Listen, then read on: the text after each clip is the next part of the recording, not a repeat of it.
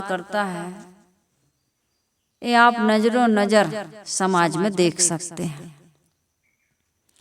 कुछ सत्संगी भाई बहन थे, उनके जीवन में कुछ दुर्गुण थे। हर व्यक्ति के जीवन में होता है, क्योंकि बचपन से ही कुसंग मिल जाता है। कुसंग खोजने की जरूरत नहीं पड़ती। कुसंग इस सारे संसार में भरपूर मात्रा में आपको कहीं भी प्राप्त हो जाएगा। तो कुछ बीड़ी पीते थे, कुछ शराब पीते थे, कुछ जुआ ताश आदि खेलते थे। नाना प्रकार के गंदी गंदी आदतों में, गंदे गंदे आचरणों में वो लिप्त थे। विचार आया कि सत्संग तो सुनते हैं, लेकिन जीवन में कोई परिवर्तन नहीं हो रहा है। चलो आज फिर सत्संग में चलते हैं और संकल्प लेंगे कि आज से अब किसी प्रकार का नशा, व्यसन, कोई भी जो जीवन में दुर्गुण है, कमियां हैं, उनको निकालेंगे। आज समर्थ सतगुरु की शरण में जाकर के संकल्प लेंगे कि आज से जितने भी विकार हैं, उन विकारों का हम त्याग करेंगे। तो 3-4 मित्र गए। कोई बीड़ी पीता था, कोई तंबाकू खाता था, कोई शराब पीता था, कोई जुआ खेलता था। लोग गए सत्संग में। बढ़िया संत जी बढ़िया कथा सुना रहे थे कि हमारे जीवन के दुख का कारण यही है कि हम केवल बातों को सुनते हैं, थोड़ा बहुत समझते भी हैं, लेकिन ये साहस नहीं करते कि हमारे जीवन में भी हम कुछ कर सकते हैं। लोगों के जीवन में कथाएं तो होती हैं, कथाएं प्रवचन आदि सुनते हैं, लेकिन इतना अलौकिकता, इतना चमत्कार जोड़ देते हैं कथाओं में कि भाई वो तो पूर्व जन्म के संस्कारी थे, या वो तो पूर्ण पार ब्रह्म परमात्मा थे, इसलिए उनके जीवन में संभव हो सका, लेकिन हम लोगों के जीवन में संभव नहीं है। तो फिर ऐसी कथा सुनने से फायदा क्या होगा? भाई वो पूर्व जन्म के संस्कारी थे, पूर्ण परमात्मा थे, वो तो लीला करने आए थे, या किसी गुरु के आशीर्वाद से या चमत्कार से जीवन में परिवर्तन होता है। हम तो कुछ भी नहीं कर सकते। हम क्या हैं? कठपुतली हैं, अल्पज्ञ हैं, किंचिज्ञ हैं। हम ईश्वर का अंश हैं, हम कुछ भी नहीं कर सकते। तो फिर सत्संग में आने की जरूरत क्या है? सत्संग सुनने की जरूरत क्या है? स्वाध्याय, साधना, ध्यान, चिंतन, गुरु भक्ति आदि ये जो बताया जाता है कि करो, अपने जीवन को निर्मल बनाओ, पवित्र बनाओ, तो ये सब बातें व्यर्थ हो गई कि नहीं हो गई? यदि हम कुछ भी नहीं कर सकते हैं तो फिर ये सारी बातें व्यर्थ हो गई। इसलिए ऐसा कुछ भी नहीं है आदमी मन से कमजोर ना हो। किससे कमजोर ना हो? मन से। शरीर से भले कमजोर हो, फिर भी वो बहुत कुछ कर सकता है। अंधी, गूंगी, बहरी, हेलन केलर। ब्रेन लिपि का आविष्कार उसने नहीं किया, उसने नहीं किया। उसने पढ़ने का बहुत प्रयास किया। मैं कल देख रही थी, लिखी हूं मैं इस चीज को। हम लोग कहते हैं कि ब्रेन लिपि का आविष्कार किया, उसने आविष्कार नहीं किया। एक 3 साल का बच्चा था, 3 साल का बच्चा था, उसका नाम था लुई ब्रेल। उसके पिताजी चमड़े का काम करते थे। बचपन में वो पिता के पास गया, दुकान पर गया, तो कुछ नुकीले औजार से उसकी आंख में चोट लगी और उसकी एक आंख के साथ साथ दूसरी आंख भी संक्रमण से खराब हो गई। तो उस समय जो सैनिकों को कुछ संदेश भेजा जाता था, तो कुछ ऐसे सांकेतिक शब्दों में लिखा जाता था कि जैसे कोई कागज पर या कपड़ा पर, वो जैसे हम कोरे कागज पर आप हाथ फेरिए तो बिल्कुल चिकना होगा, और लिखे हुए कागज पर फेरिए तो कुछ उसमें आकृति उभरती है। जिसका हमको पता नहीं चलता, क्योंकि हम उस पर कभी विचार नहीं करते हैं। हमारी आंख है तो हम छूने का प्रयास तो करते नहीं हैं, क्योंकि आंख है। जब लाइट चली जाती थी पहले के जमाने में, आप लोगों को याद होगा, तो कहीं जाते थे तो हाथ का ऐसे, दीपक भी यदि जलाना है, माचिस उठाना है, तो ऐसे थे ना कि लेके घूमते थे हम लोग कि भाई लाइट चली जाएगी तत्काल लेके घूमे, कहीं ना कहीं ऐसी जगह रखते थे। तो ऐसे टटोलते टटोलते जाते थे, तब हाथ चलता था। ऐसे तो सिर हिलाओ, है ना, हाथ चलता था। तो वो अंधे आदमी क्या करते हैं, आप उनको पैसा दो, कोई सामान दो, तो वो छू के देखते हैं। तो सैनिकों को कुछ संदेश भेजा जाना था, तो उससे ये विचार आया, ऐसी चर्चा हो रही थी कि कुछ ऐसी उभरे हुए संकेतों में उनको कोई संदेश भेजा जाए। तो कहते उसने 6 साल, मतलब 13 साल की कितने साल का हो पाया था वो बच्चा, और उसने 6 शब्दों का ऐसे खोज की, ऐसे आविष्कार किया कि लोगों ने विश्वास नहीं किया कि ऐसे छू के भी उसको पढ़ा जा सकता है। लोगों को विश्वास नहीं हुआ। फिर उसने, कहते हैं लुई ब्रेल ने इस चीज का आविष्कार किया। 15-16 साल की उम्र में उसने काम कर गया कि जो अंधे लोग होते हैं, जिनको आंखें ही नहीं होती हैं, वो क्या करते हैं, छू करके पता चल जाता है उनको। उनकी एक पढ़ाई होती है, उनकी भी एक विद्यालय खुला। तो ये अंधी गूंगी बहरी, इसको पढ़ने का शौक था। इसने खूब पढ़ाई की, खूब मेहनत की, और आज उसका नाम है ना कि वो पढ़ी भी है, और उसने बहुत सारी चीजों की खोज भी की। तो शरीर से वो विकलांग थी कि नहीं थी, हेलन केलर, लेकिन उसने पढ़ाई लिखाई की, सब कुछ की। अभी आधुनिक युग के एक वो हुए हैं जिन्होंने स्पेस की जानकारी प्राप्त की है, क्या नाम है उनका, जो शरीर से विकलांग थे, अभी उनका शरीर कुछ दिन पहले छूटा है। शरीर से विकलांग थे, उनका नाम क्या है, स्टीफन हॉकिन नाम है ना। आकाश में उनको इच्छा थी कि हम आकाश की सैर करेंगे। आकाश में कहते हैं जब ये नीचे खींचने की वो शक्ति रहती है ना, जो चुंबकीय बल रहता है, गुरुत्वाकर्षण जिसे कहते हैं, तो इससे जब ऊपर अपन उठ जाते हैं तो वहां पर तैरते हैं लोग, फिर वहां से वस्तुएं नीचे नहीं आती। वहां आदमी का ये वजन बिल्कुल हल्का हो जाता। आकाश में उड़ने का, तैरने का उनका बहुत शौक था। तो बताइए, वो शरीर से पूरा विकलांग, केवल दिमाग काम करता था, स्टीफन हॉकिन। वो उनकी इच्छा शक्ति कितनी प्रबल थी। यदि आदमी की इच्छा शक्ति प्रबल हो जाए तो आदमी शरीर से विकलांग होते हुए भी बड़े बड़े काम कर सकता है। हम बीड़ी नहीं छोड़ सकते, हम सिगरेट नहीं छोड़ सकते, हम शराब नहीं छोड़ सकते, हम अपनी कोई भी गंदी आदत है उसको नहीं छोड़ सकते। इस प्रकार का विचार मन में अब घर कर गया है तो हम कभी नहीं छोड़ पाएंगे।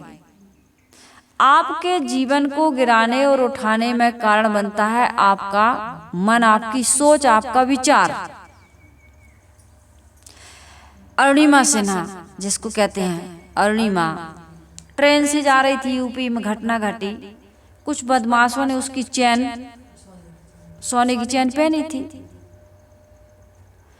तो उसको छीनने का प्रयास किया। वो हिम्मत वाली थी, वो भी लड़ पड़ी बदमाशों से, और बदमाशों से छीना झपटी होते होते उनने धक्का मारा तो ट्रेन के नीचे गिरी। हो ट्रेन से नीचे गिर गई। तो उसका ऐसा संयोग था कि सामने वाली पटरी, 2 पटरी रहती है, सिंगल पटरी कहीं नहीं रहती है ना। तो एक दूसरी पटरी से भी ट्रेन क्रॉस कर रही थी, उसका एक पैर कट गया, दूसरा पैर भी उसका लहूलुहान हो गया। कहते हैं बहुत सारी ट्रेनें रात भर वो पड़ी, रात की घटना है, रात भर वो पटरी के बीच में पड़ी रही, बहुत सारी ट्रेन वहां से गुजर, सच्ची घटना है, यूट्यूब पर पड़ा हुआ है, उनका वीडियो बताते हैं लोग। वो खुद एक उसमें कहीं पर साक्षात्कार होता है ना, ये लोग बुलाते हैं ऐसे लोगों को, उनको बुलाए हैं, तो उसने खुद भी बताया है। रात भर ऐसे पड़े रही। जब सुबह किसी व्यक्ति ने देखा, सुबह पटरी पटरी कोई जाते भी है ना टहलने के लिए, नहीं हो सुबह पहले की फ्रेश होने के लिए, यूपी में आज भी कितने लोग बाहर जाते हैं, तो देखा कि कोई ट्रेन से गिर गया है।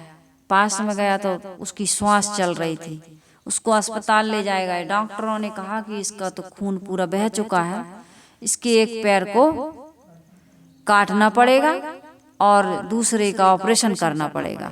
थोड़ा ऐसे कट गया रहा होगा, पूरी टांग अलग नहीं हुई होगी।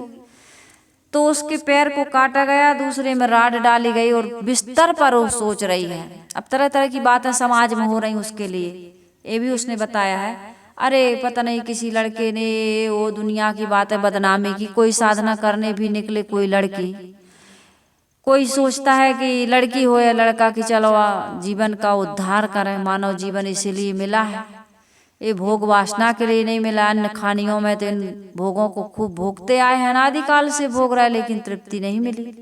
तो इस जन्म में चलो अपन आत्मा का उद्धार करते हैं, संयम साधना त्याग तपस्या से रहते हैं। तो लोग कहते हैं लड़की को कहीं बेच दिए, लड़की बिगड़ गई, लड़की भाग गई, या लड़की के साथ कुछ गलत हो जाएगा, कल को इनकी नाक कट जाएगी, तरह तरह की बातें।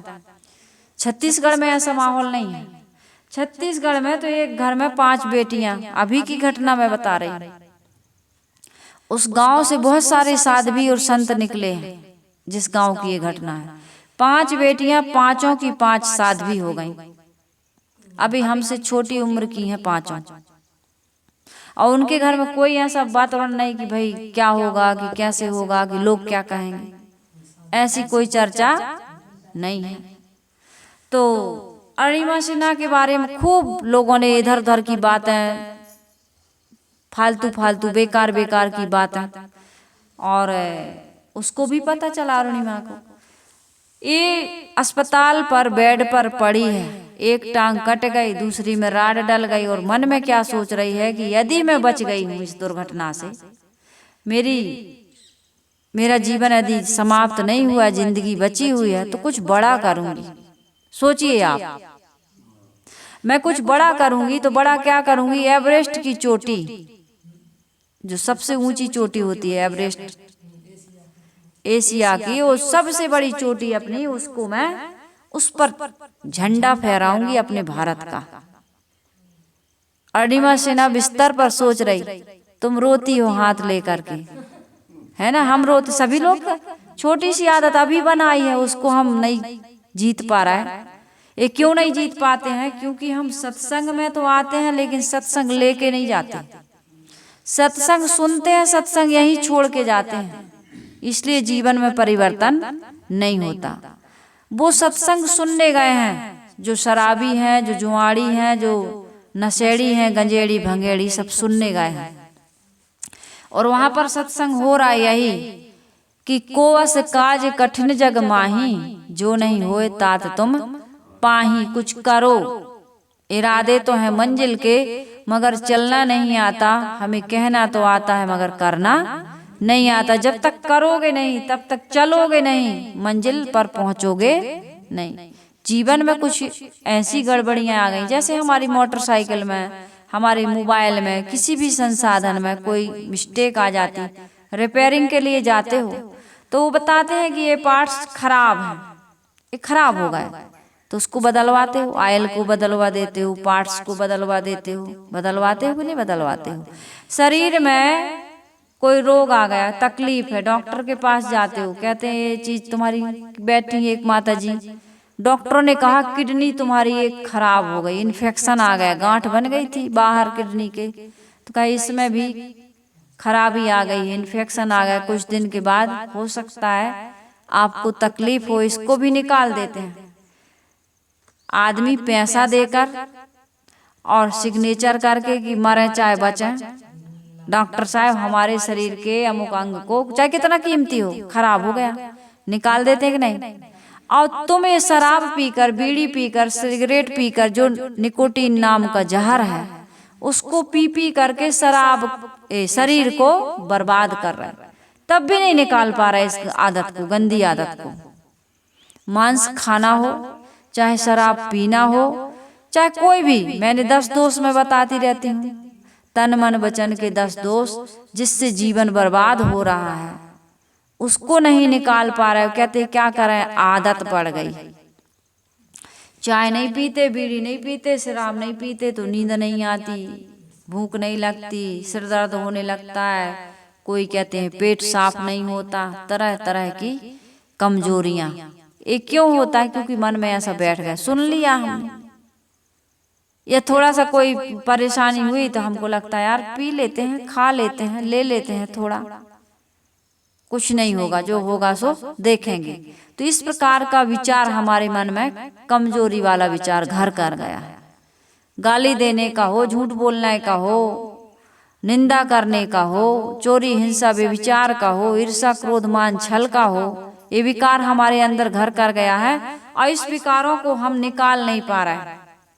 तो यही बात बताई जा रही थी वहां पर कि तुम कुछ अपने जीवन का परिवर्तन करो, भीतर का परिवर्तन, तब बाहर से परिवर्तन होगा। जब तक भीतर का परिवर्तन नहीं होगा तब तक बाहर का परिवर्तन नहीं हो सकता। और भीतर का परिवर्तन कौन करेगा? भीतर का परिवर्तन हम सबको स्वयं करना पड़ता है। तो अरुणिमा सिन्हा सोच रही है कि एवरेस्ट की चोटी पर चढ़ना है, तो इरादे तो हैं, लेकिन आपको उन इरादों को, उन सपनों को साकार करना है तो कोई सहयोगी आदमी चाहिए।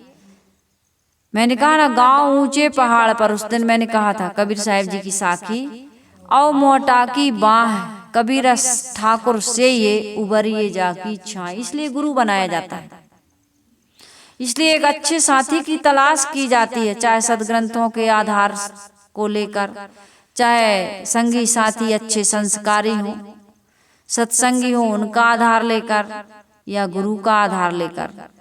कहते हैं बुद्धम शरणम गच्छामि, संघम शरणम गच्छामि, धम्मम शरणम गच्छामि। ये 3 की शरण लो, बुद्ध की यानी बोध की, जागृत गुरु हो जो हमारे बोध को जगा दें, और ऐसा माहौल, ऐसा संग हो। गुरु के साथ साथ साधु समाज की भी आवश्यकता, मतलब स्वभाव वाले ऐसे लोग, अच्छे लोग।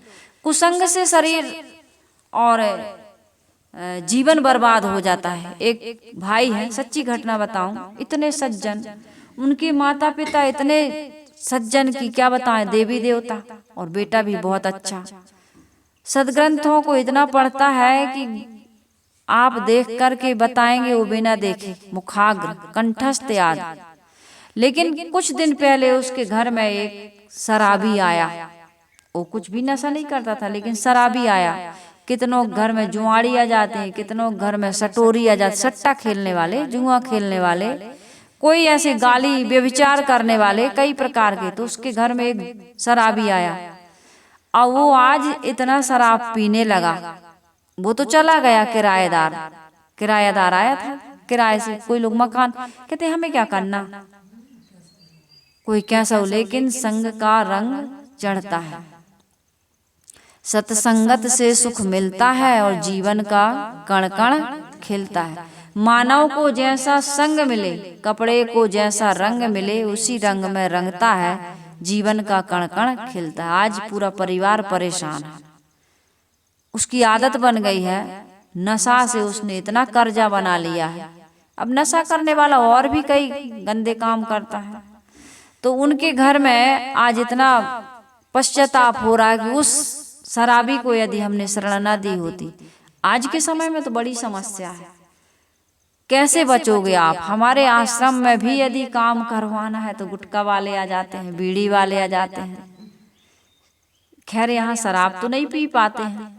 कितने लोग यहाँ काम करने इसीलिए नहीं आ पाते या हम लोग नहीं करवा पाते कि उनको तो शराब चाहिए। हम कहते हैं भाई यहीं आके रह करके आप और पूरा प्लास्टर करके चले जाइए, आप ठेका ले लीजिए।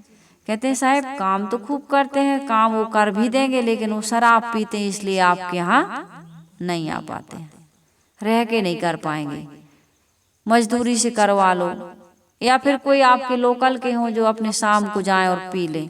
तो इस प्रकार का नशा आदमी को बर्बाद करके रख रहा है। इन ऐसे लोगों से, इस समाज से आप कैसे बचोगे? ये बड़ी सूरवीरता का काम है कि आपका रिश्तेदार हो, आपका मित्र हो या आपका किराएदार हो, आप यदि ढूंढ, अरे आप तो अब आपको रिश्ता भी खोजना है बेटी का या बेटे का, तो आप खोजते रह जाते हो, कई वर्ष लग जाते हैं कि सत्संगी परिवार का बेटा हो या बेटी तो शादी करेंगे, नहीं मिलते, बहुत मुश्किल हो जाती है। हो रही कि नहीं? आजकल तो लोग कहते हैं, आज के 10 साल पहले मैंने सुना था, लोग कहते थे ये शर्त रखना ही बंद कर दो कि लड़का पीता तो नहीं है या लड़की खाती तो नहीं है, कहीं गुटखा खा रही है तो कहीं कुछ कर रही है। आजकल लड़कियां भी खूब नशा कर रही हैं,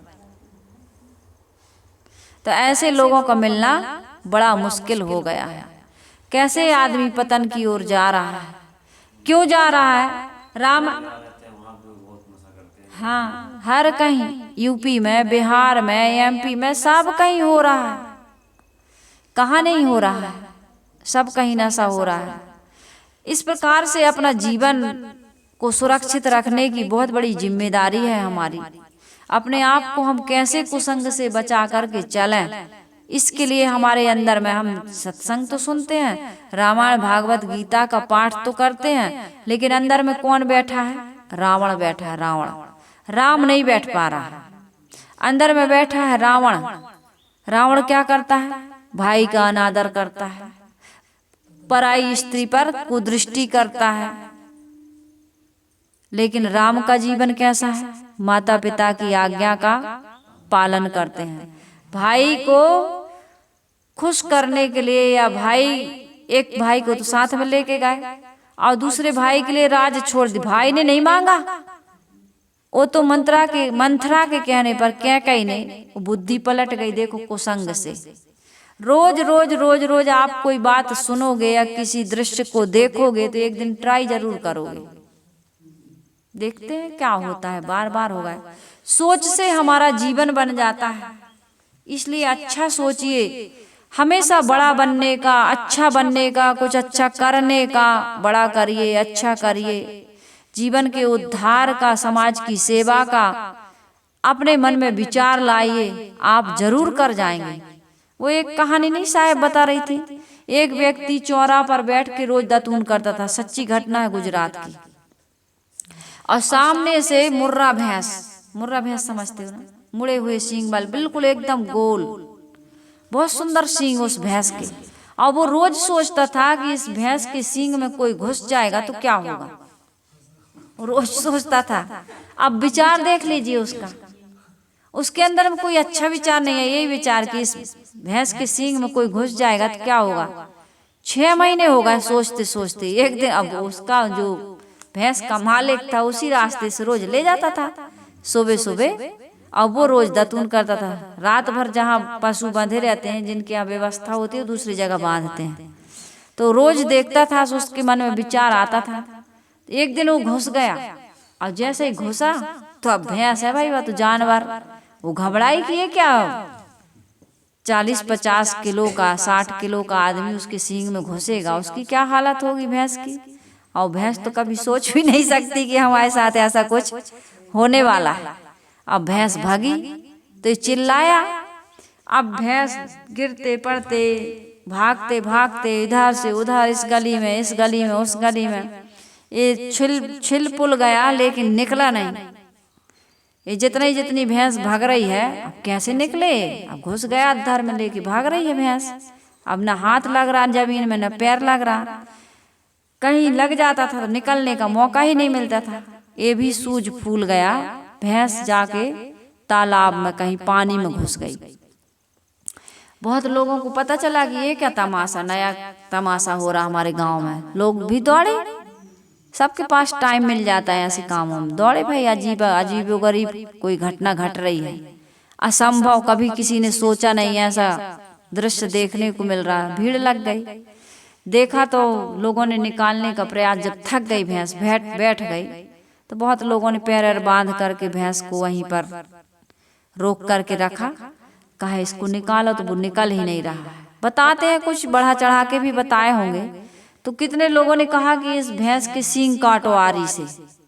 मालिक ने कहा भाई मैंने नहीं कहा था, भैंस का जो मालिक था, कि इस हमारी भैंस के सींग में घुस जाओ, इसको किसने कहा था घुसने को? हम भैंस के सींग नहीं काटने देंगे। बहुत समझाए भाई, तेरे सींग से ज्यादा आदमी की जान कीमती है। तू आदमी के बारे में नहीं सोच रहा, भैंस के सींग के बारे में सोच रहा है। भैंस के सींग तो काटने पड़ेंगे। जैसे तैसे मनाया उसको लोगों ने। जब उसको सींग में से बाहर निकाला तो कहा भाई घुसने के पहले सोच तो लेता है, तुम्हें कहाँ से विचार आया, क्यों घुस गए?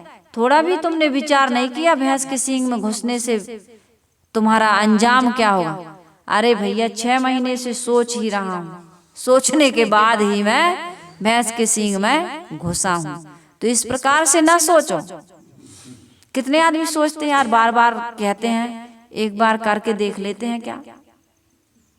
कितने आदमी तुम्हारे ऐसे मित्र होंगे या कोई किराएदार बार बार कहते हैं भाई हम अपने कमरे में जाके पिएंगे, हम अपना खुद खाएंगे, तुम्हें क्या नुकसान होगा?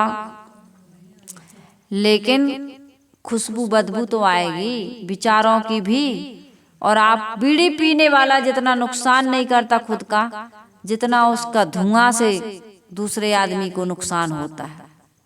बीड़ी पीने वाला खुद का शरीर थोड़ी बर्बाद करता है। आप शराब पीते हैं, उससे कोई आपकी पत्नी सूंघने नहीं आती आपका मुंह रोज रोज, या बच्चे। लेकिन एक आदमी शराब पी रहा, पूरे परिवार पर असर पड़ रहा कि नहीं पड़ रहा? तो इस प्रकार से हमारे जीवन में हम कितने अपराध कर रहे हैं, हम कभी विचार नहीं करते। हेलन केलन ने विचार किया कि एवरेस्ट की चोटी पे चढ़ेंगे। अरुणिमा सिन्हा ने और मच्छंद्री पाल जैसे उनको गुरु मिले, और उनसे मिली जब अस्पताल से वो उसकी छुट्टी हुई ना, तो घर नहीं गई,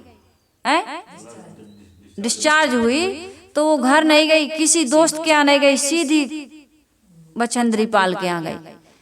और उन्होंने क्या कहा कि अरुणिमा तुम एवरेस्ट की चोटी पर चढ़ चुकी हो, केवल तुम्हें दुनिया को दिखाना है, तुम तो चढ़ चुकी हो।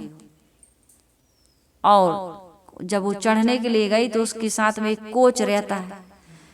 वहां लाशें पड़ी हुई हैं, कितने लोगों का ऑक्सीजन किसी का खत्म हो गया, किसी का भी बचा हुआ है, इसका भी खत्म हो गया चढ़ते चढ़ते। कोच कह रहा है कि उतर जाओ, नहीं चढ़ पाओगी, खून निकल रहा है टांग से। लेकिन वो कह रही जिसमें नकली पैर लगा है कि मैं चढ़ूंगी, मरना होगा तो वहीं मरूंगी, एक बार तो मैं मर चुकी हूं। आदमी के जीवन में परिवर्तन कैसे आता है, या इतने महान कार्य वो कैसे कर पाता है, जब तक उसको चोट नहीं पहुंचती ना। एक अनगढ़ पत्थर पड़ा है, यदि छेनी हथौड़ों की चोट ना पड़े तो मूर्ति नहीं बनती। इसी प्रकार से हमारे जीवन में कोई प्रतिकूलता आए, कोई कठिनाई आए, या हम जो शराब पी रहे हैं और उसको छोड़ दे, ये हमारे जीवन की बहुत बड़ी प्रतिकूलता है। पीने में तो कोई दिक्कत नहीं, पी पी करके रहने में कोई प्रतिकूलता नहीं, लेकिन आज पीते पीते छोड़ना है तो प्रतिकूलता ही है। लेकिन इस प्रतिकूलता से जब गुजरोगे तो जीवन में कुछ परिवर्तन आएगा, और वो परिवर्तन अच्छा होगा, कोई बुरा नहीं होगा। तो उसने कहा कि नहीं, उस समय हम बच गए हैं, उतनी बड़ी दर्दनाक घटना से यदि हम जिंदा रहे, रात भर हमसे हमारे ऊपर से 52 की कितने 67 कितनी ट्रेनें गुजरी हैं, चूहा उसके पैर को कुतर रहे थे, चूहा होते हैं ना पटरियों पर, और वो बेहोशी में, कभी बेहोशी में कभी होश में आती थी बार बार। मुझे मौत का डर नहीं है, मैं तो वहीं मरूंगी, अंतिम श्वास तक मैं हौसले को कम होने नहीं दूंगी। और वो दूसरे का ऑक्सीजन लेती है, और एवरेस्ट की चोटी पर जब वो झंडा गाड़ती है तो उसकी खुशी का अंदाजा हम लोगों को नहीं हो सकता है। जो व्यक्ति अपने जीवन में बुराइयों पर विजय प्राप्त करता है, अपनी कमजोरियों से लड़कर के जीत जाता है, उसकी जीवन की खुशी का अंदाजा हम सबको नहीं हो सकता है। तो सत्संग में इन्हीं बातों को सुन रहा था, 3-4 आदमी सुन रहे थे। उन लोगों ने भी संकल्प लिया कि हम भी आज से परिवर्तन करते हैं। यदि इस प्रकार का परिवर्तन सत्संग के द्वारा हमारे जीवन में हो जाए तो ये सत्संग सुनना सफल और सार्थक होगा। और यदि परिवर्तन नहीं करेंगे, हमने पूछा कल क्या पढ़े थे, क्या सुने थे, साहेब जी याद नहीं है, बस हो गया काम। और मैं हमेशा कहती हूँ कि याद है तो आबाद है, और भूल गए तो बर्बाद है। अच्छी चीजों को भूलने की बिल्कुल भी जीवन में छूट मत दो अपने आप को, कि भूल जाएंगे तो कल फिर सुन लेंगे। साहेब तो रोज सुनाती, सुनने और सुनाने से काम नहीं बनता, काम बनता है जीवन में प्रयोग करने से। कब प्रयोग करोगे? जब याद होगा तब। अब याद ही नहीं है। यहाँ सत्संग किए, घर में जाके झगड़ा, मंदिर में जाके अगरबत्ती जलाया है, और जैसे ही मंदिर से बाहर हुए तो मुंह में अगरबत्ती जला लिए,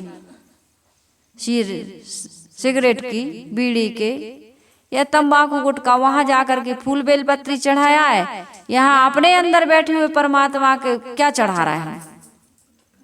तंबाकू चढ़ा देते हैं, गुटखा चढ़ा देते हैं, शराब चढ़ा देते हैं, मांस चढ़ा देते हैं। चढ़ा रहा है कि नहीं चढ़ा रहा है? अंदर वाला खुश होगा? अंदर वाला कभी खुश नहीं होगा, और मंदिर वाला तो खुश या ना खुश होने की कोई संभावना ही नहीं। मंदिर में तो तुम जो चाहो चढ़ा के आ जाओ, वहां कोई सूंघने वाला, खाने वाला नहीं है। जहाँ सूंघने वाला है, खाने वाला है, वहां से थू थू की आवाज आ रही। पिच पिच थूकते हो कि नहीं थूकते हो? वहां पर हम क्या चढ़ा रहे हैं? एक भगवान हमारे अंदर बैठा है कि नहीं बैठा? जो कहता है, हमारे गुरुदेव जी का प्रवचन मैंने पहले सुना था, तो गुरु जी कहते थे, अंदर वाला कहता है, जब शराबी शराब पीता है तो अंदर वाला कहता है, क्या लाया रे? धुतकारता है। शराबी भी यदि शराब को हाथ में लेकर के विचार करे तो वो भी अंदर से उसके भी यही आवाज आएगी कि ये शराब पीना तो नहीं चाहिए। सिगरेट लेकर के हाथ में आप अंदर वाले से पूछो, क्या ये पीना? बनाने वाले ने पैकेट पर लिखा है कि ये स्वास्थ्य के लिए हानिवर्धक है, क्या है? हानिकारक है, फिर भी पीते हो। पीने वाला यदि उसको पढ़ ले और विचार कर ले, ना पढ़े, पी कर के उसके जो दुष्परिणाम आ रहे हैं उस पर थोड़ा सा विचार कर ले, तो वो मुंह में नहीं ले जाएगा, फेंक देगा उसको। लेकिन हम विचार नहीं कर रहे हैं। सदगुरु कबीर साहिब जी कह रहे हैं, करहु विचार तो सब दुख जाई, परिहर झूठा केर सगाई। लेकिन आगे साहिब कहते, लालच लागी जन्म सिराई, और जरा मरण नियरायल आई। हमें लालच लगा हुआ भोगों का, वासनाओं का, गंदी गंदी आदतों का, दुर्गुण दुराचरण का लालच ही तो लगा हुआ। एक बार आज और कल छोड़ देंगे, आज कर लेते हैं, कल छोड़ देंगे। कल कभी आता नहीं। एक व्यक्ति दुकान पर गया, दुकानदार ने पहले से लिख के रखा था, आज नगद कल उधार। क्या लिख के रखा है? आज नगद कल उधार। उसने सोचा कल आएंगे, कल आया, कल फिर वही लिखा हुआ था, आज नगद कल उधार। कल हमेशा उधार ही होता है। कल कल कहते कहते काल आ जाता है। रावण ने कहा कल धुआं बंद कर दूंगा, रावण नहीं कर पाया, आज के वैज्ञानिक लोगों ने कर दिया। गैस से चूल्हा जल रहा नहीं, हीटर से, इंडक्शन से, आज धुआं नहीं होता है। धुआं बंद कर दूंगा, सोने में सुगंध कर दूंगा, स्वर्ग तक सीढ़ियां बना दूंगा, समुद्र के खारे पानी को मीठा कर दूंगा, नहीं कर पाया, काल आ गया। इसलिए सदगुरु कबीर साहिब जी कहते, काल करे सो आज कर, आज करे सो अब, पल में परलय होएगी, बहुरी करोगे कब। बहुत सारे काम करना है। मन का दोष निकालना है, तन का दोष निकालना है, वचन का दोष निकालना है, जीवन की सफाई करनी है। कच्ची झोपड़ी में रहते थे, पक्की बना लिए, महल बना लिए। साधारण कपड़े पहनते थे, ब्रांडेड कपड़े पहनने लगे। साइकिल से चलते थे, 4 चक्का में चलने लगे। कितना विकास कर रहे हो, लेकिन जीवन का विकास हो रहा है क्या? जीवन का विकास नहीं हो रहा। ये दुर्गुण दोष, ये कमियां, ये बुराइयां, इनको नहीं जीत पा रहे हैं और बुराइयों की ओर अग्रसर जितना जितना बूढ़ा हो रहा हो। सदगुरु कबीर साहिब जी का भजन रह गया हो कि जन्म सब धोखे में खोए दियो। धोखा है, बाहर की उन्नति को लेकर के बड़े खुश हो रहे हो, ये धोखा है। बाहर का साम्राज्य यहीं छूट जाएगा, साथ में जाने वाला नहीं है। मैंने कल कहा संग चले सो धन है संतो, छूट जाए सो माया, करो तैयारी ऐसे धन की जो नहीं होए पराया।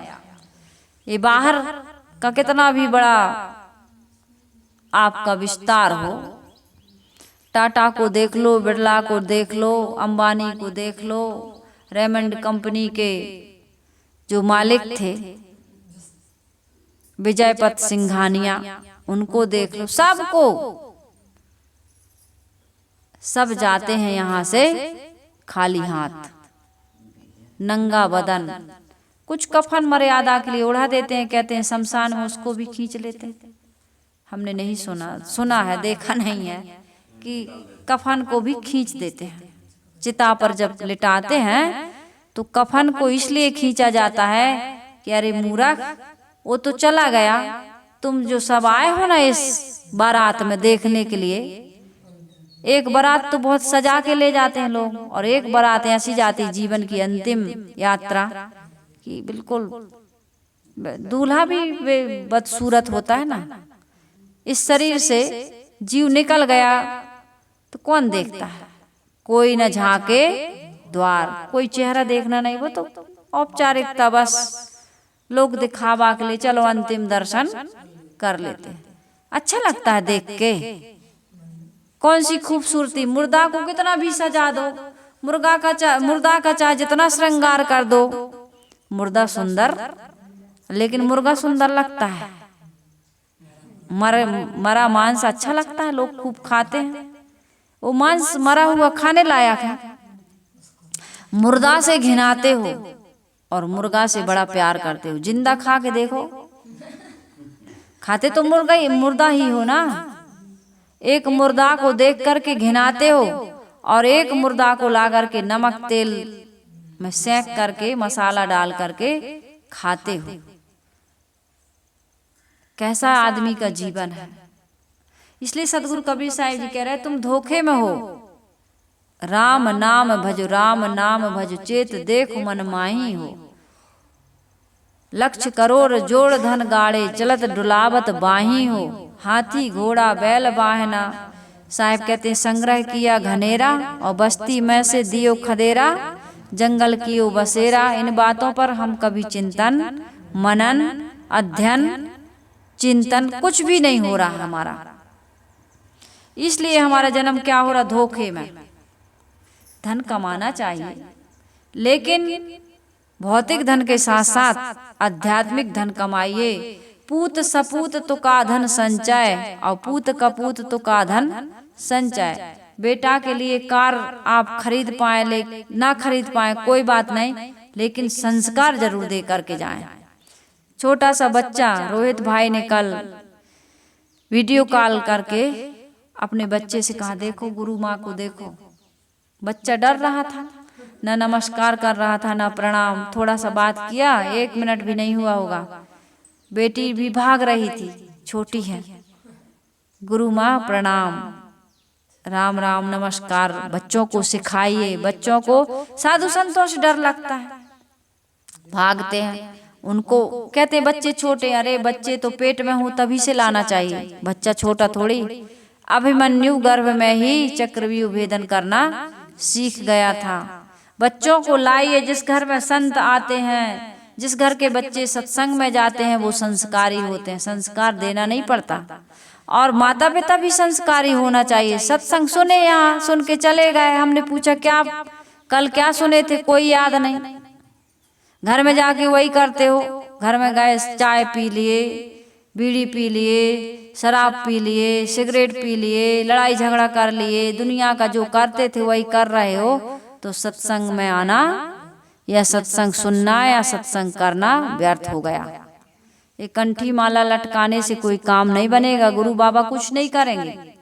गुरु बाबा चल रहे हैं और बता रहे हैं कि इस रास्ते पर चलो, और तुम कहोगे हम डॉक्टर की बढ़िया से हमने इलाज करवा लिया, रोग भी बता दिया, दवाई भी दे दिया, परहेज भी बता दिया, लेकिन हम करते कुछ भी नहीं। ठीक हो जाओगे? कभी भी ठीक। तुम डॉक्टर के घर में बैठे रहो तब भी ठीक नहीं होगे। डॉक्टर जो बता रहा है उसके अनुसार दवाई लेनी पड़ेगी, परहेज करना पड़ेगा। नींद आ रही आशा देवी? चेहरा आज बढ़िया नहीं है।